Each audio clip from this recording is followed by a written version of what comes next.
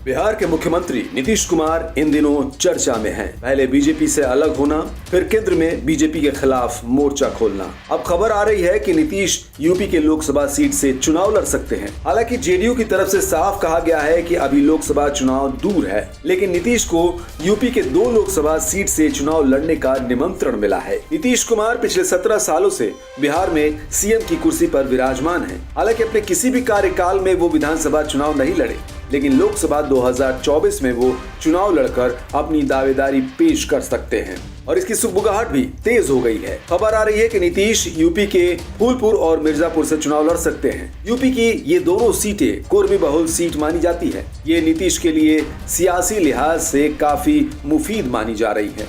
UP की जिन लोकसभा सीटों से नीतीश कुमार के चुनाव लड़ने की चर्चाएं हो रही है, वे दोनों ही सीटें पूर्वांचल के इलाके की हैं और पीएम मोदी के संसदीय सीट काशी के आसपास है। साल 2014 में बीजेपी की केंद्र की सत्ता वापसी में यूपी की अहम भूमिका रही थी। सूबे की 80 में से 73 सीटें एनडीए के खाते में आई थी और 2019 में भी 65 सीटें उसे मिली थी। जेडीयू के ललन सिंह ने कहा है कि बीजेपी और उसके सहयोगी दलों के पास वर्तमान में 80 लोकसभा सीटों वाले उत्तर प्रदेश में 67 सीटें हैं।